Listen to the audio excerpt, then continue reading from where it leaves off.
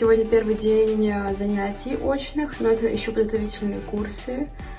Вот. Так что все еще впереди. Учеба на самом деле начинается 6 сентября. Но пока что я пойду тестировать очный формат. Посмотрим, как я в нем хороша или нет.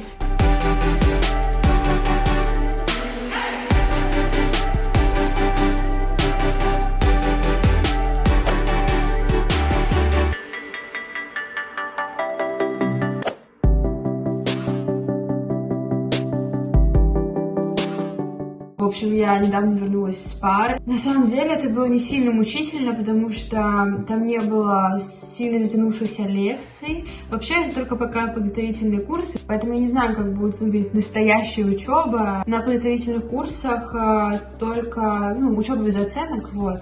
А на настоящих классах, на настоящих курсах будут уже оценки.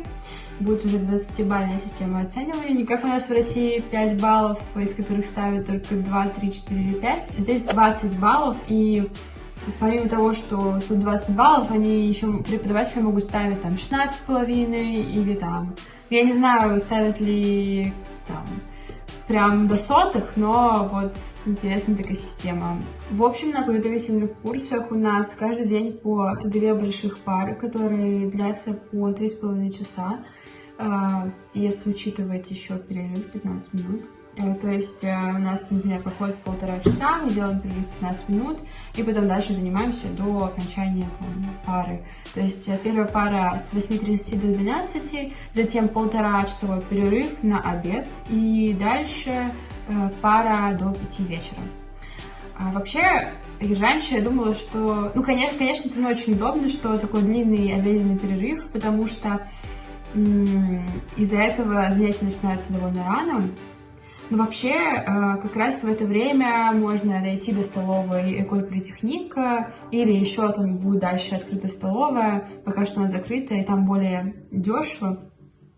Можно дойти до этих столовых, посидеть вместе, пообщаться, не знаю, не слишком быстро есть, расслабиться, получать удовольствие, в общем. А потом вернуться в нашу школу и уже никуда не спешить, быстро не есть. В общем, мне кажется, что это очень довольно удобно и приятно проводить время с друзьями, общаться и знакомиться с новыми людьми. В общем, что касается пар, все было довольно понятно. Хорошо, что у меня уже серьезный, я не хочу называть его серьезным, но он довольно хороший уровень французского, все-таки B2, по крайней мере, первая половина B2 у меня сейчас есть. И преподаватели, которые объясняют материал, довольно заинтересованы в том, чтобы студент понимал, о чем идет речь. Далее, то есть у нас были совмещенные пары, преподаватель сначала напоминает теоретический материал. Преподаватель во время пары не доказывает теоремы, не делает какие-то сложные выводы, он просто демонстрирует теоретическую базу.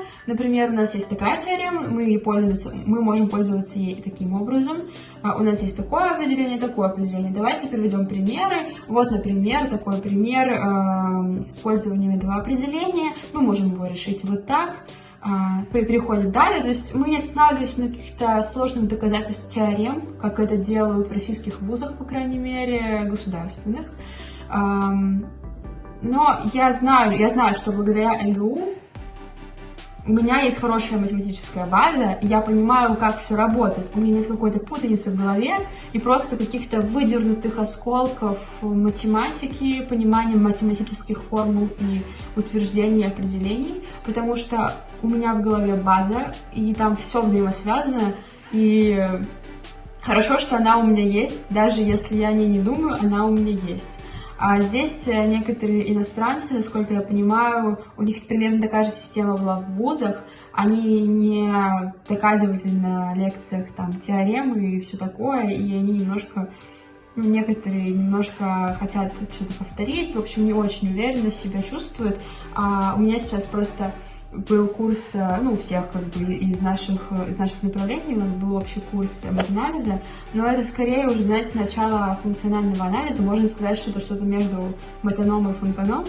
У нас, кстати, будет функан в этом семестре, и я предвкушаю на самом деле, потому что я обожала функан на 3-м курсе на ВНГУ. А дальше, после демонстрации теории, которая занимает долгое время, сразу идут и задания, и ты сначала сам их решаешь, а потом все проверяют и вызывают студентов к доске. Конечно же, преподаватель помогает в случае, если студент не понимает, о чем идет речь. В принципе, мне все понравилось. Меня, конечно, пока к доске не вызывали, потому что у меня фамилия на букву Z. В отличие от русской Z, я в конце списка, как бы в России такого не было. Значит, меня вызовут на самую сложную задачу. Нужно не подвести, как бы я тут показываю лицо России как бы в нашем университете. После первого очного дня на подготовительных курсах у меня положительные, не только положительные впечатления. Все преподаватели очень хорошо все объясняют, они отзывчивые, и мне безразлично, что думает студент, никакие они не заносчивые. В общем, пока что у меня только положительный опыт. Надеюсь, что он таким и останется. Кстати, забыла вам рассказать, что ко мне пришла по почте наконец-то. Спустя 1,5 недели ожидания. Моя проездная карта. Но пока что это не студенческий, это самый обычный проездной. Вы можете оформить его на неделю, на месяц. Это будет немного дешевле, чем покупать каждый раз билеты. Но на него нельзя купить студенческий тариф, который стоит 350 евро в год. Поэтому я заказала еще одну карту, и вот опять буду долго ее ждать. Ребята, смотрите просто, что я купила. Это теперь моя любимая толстовка, потому что, не знаю, она, во-первых, темная, на нее пятна сажать можно, в принципе, как бы незаметно будет. И, во-вторых, тут написано N100. Я взяла самую старую модель, на самом деле, которая была, потому что только на этой модели был размер S, и мне еще повезло, что его нашли. В общем, оцените мою толстовку в комментариях. А еще сегодня нам раздавали бесплатные ништяки, и я, как истинная русская, еще и украинца, моего друга уговорила пойти и забрать бесплатные вещи, конечно же, это обязательно. Кстати, мне дали еще журнал, я его немножко помяла, сейчас покажу. Это журнал со всеми контактами выпускников N100. И я еще подписалась на эту систему алюмни, чтобы, ну, как бы, у меня был, скажем так, ментор, который будет помогать мне в каких-то рабочих вопросах. Например, куда устроиться после N100, какие-то лайфхаки для собеседования. Так что я думаю, это будет полезно. Если что, все вам расскажу, что узнаю. В общем, вот такой стартер-пэк для студентов N100 мне выдали. Вот эти вот 2 книжки мне выдали заранее при административной записи. Вот эту книгу я вам уже показывала. Дальше мне дали многоразовый стаканчик. Я думаю, это будет очень удобно. Это вместо, я бы сказала, вместо термоса, который я не взяла с собой. А дальше мне дали такие вот наклейки в тетрадь, хотя, скорее всего, я буду писать в электронную, но все равно очень приятно. Также дали эко-сумку с логотипом N100, очень приятно. И еще вот такая штука. Ребят, первый, кто угадает, что это за штука, получит от меня открытку из Парижа. Потому что я, например, не могла угадать до того, как мне не сказали просто, что это такое и для чего это. Так что жду ваших вариантов в комментариях и отправлю вам открытку по почте, если ты будешь первым, кто угадает. Я, кстати, поеду в этой толстовке на Way. Это мероприятие, которое будет для студентов, тех, кто поступил в этом году. Но так как я поступила на 2-й год, я все равно считаюсь как бы поступившей в этом году. Кстати, я вчера ходила на барбекю.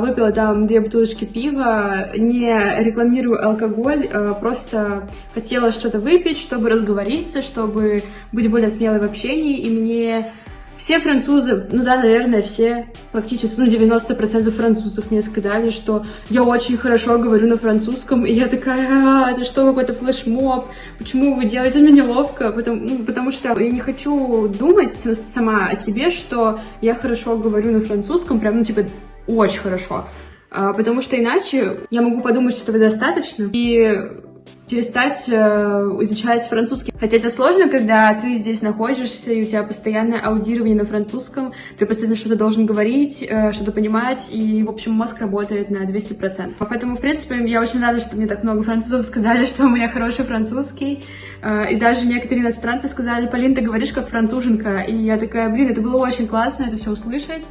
И вот примерно в таком темпе я говорила на французском, вроде бы это было действительно так. Я, конечно, ошибаюсь, но мне кажется, главный пункт для тех, кто учит язык, это не стесняться на нем говорить и не корить себя за ошибки, потому что ошибки, ну, очевидно, что вы будете совершать ошибки, даже французы иногда совершают ошибки, и это нормально, а тем более вы иностранец, у вас есть возможность совершать ошибки, и никто вас карать не будет. Поэтому я просто говорю как можно больше, пытаюсь как можно лучше сформулировать, и при этом не слишком долго думаю. И вообще каждый раз, когда я прихожу после французских пар и французского дня, скажем так, домой, у меня начинаются мысли на французском.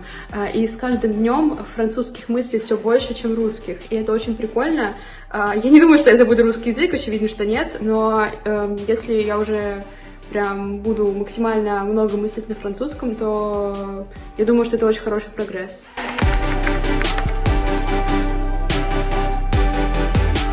Vont se présenter et après vous aurez un forum dans le grand hall dans lequel vous pourrez vous inscrire aux associations.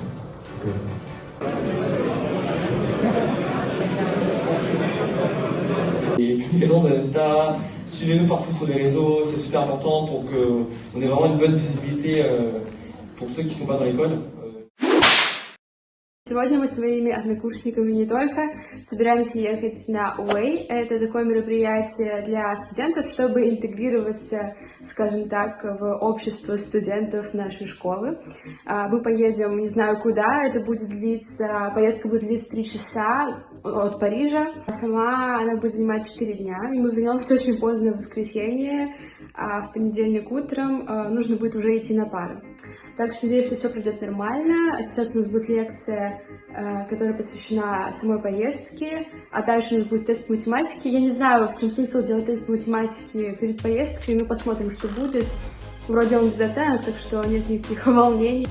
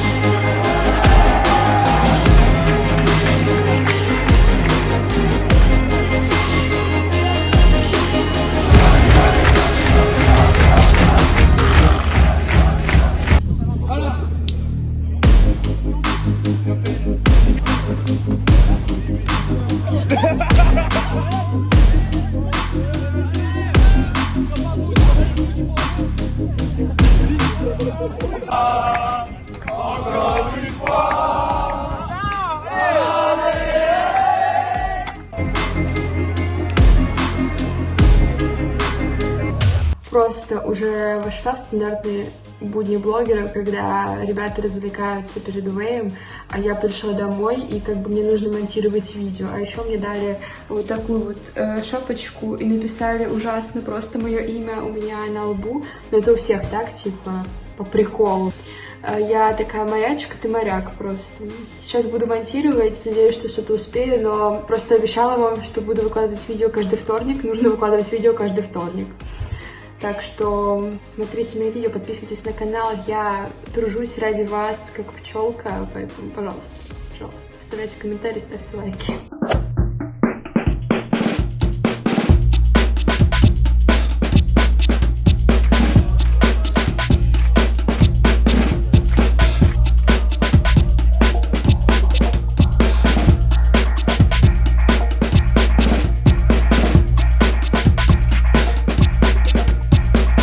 On n'entend pas chanter la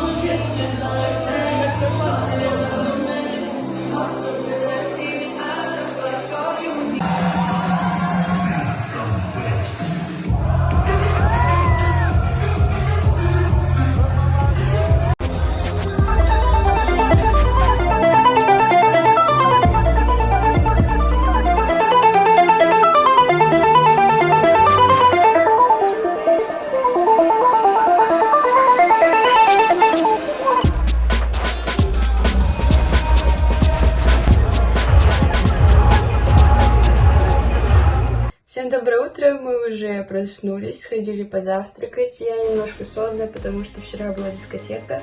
Я поздно легла, потому что я не могла такое пропустить. И сейчас я вам покажу небольшой рум-тур нашей комнаты. И на самом деле очень классная комната.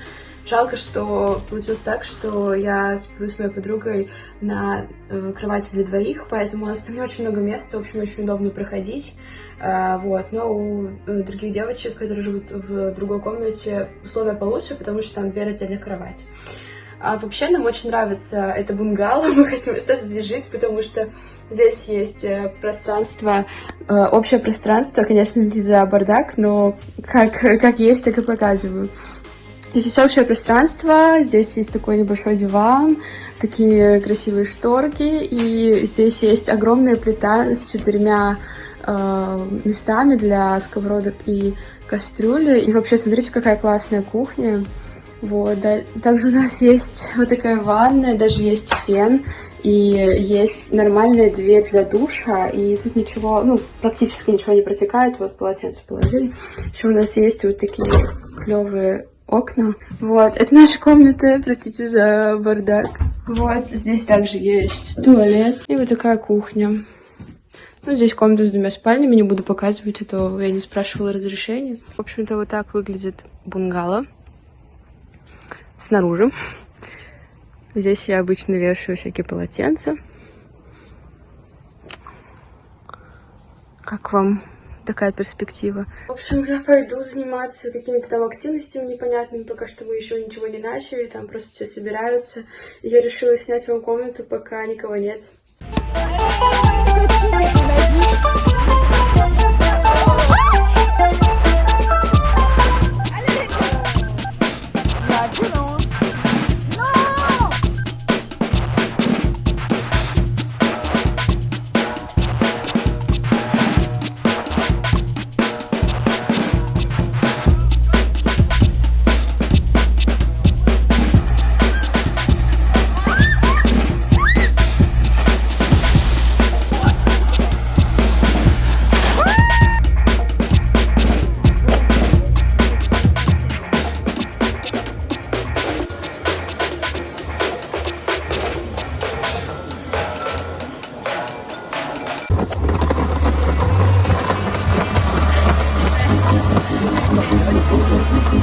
Il va fermer avec un 8, c'est le hasard. Faut pas les mettre dessus, non, faut pas mettre balai. Non, non, tout de main, parce qu'il n'y a pas de balai. Non, non, il n'y a pas de balai. En gros, c'est pas à toi, mais c'est pas Ok. 10, 4, 6. Ouais, 10, 4, 10.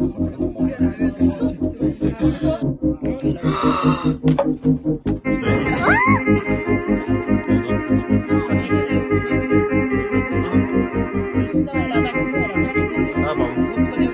Ah, putain. Ça, c'est la mienne.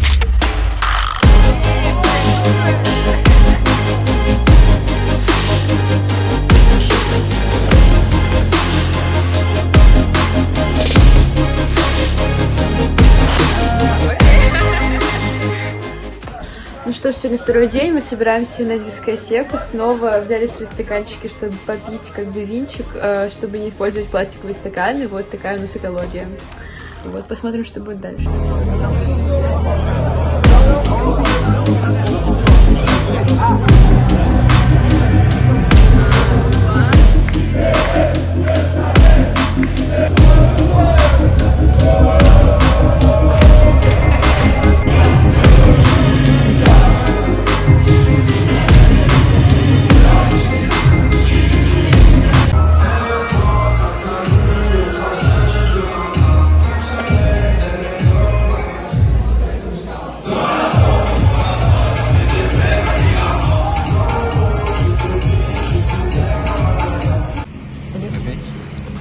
Sempre que não tá na sua vez e alguém joga, tipo, a Fanny jogou um 3, eu joguei em valete.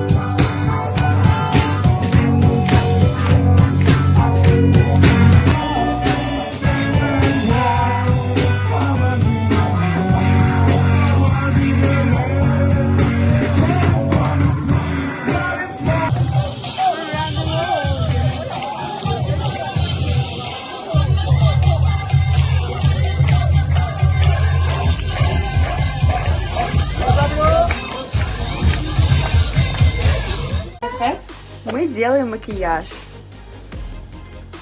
Il faut pas que tu souris, il faut pas que tu souris, ne souris pas. В общем, я сделала рисунки на руках моих друзей, у меня немножко есть голос, потому что я немножко болею. Ну, в общем, на русском, они захотели надпись на русском, так что посмотрите на Пьеро. Я дурак. Темса. Я из Энста. В общем, я нарисовала всем прикольные надписи на русском. И теперь, внимание, это все для вас. 1, 2, 3. Россия! Россия! Россия!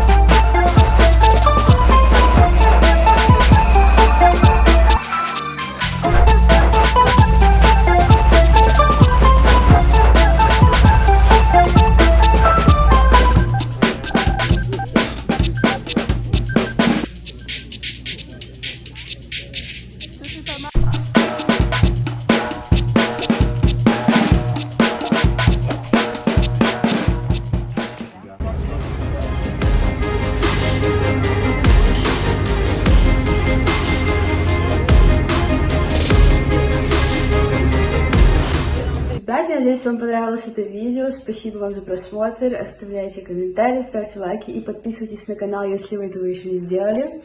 Ну а я пошла дальше монтировать видео, потому что их очень-очень много. Вот такая вот блогерская рутина. Пока!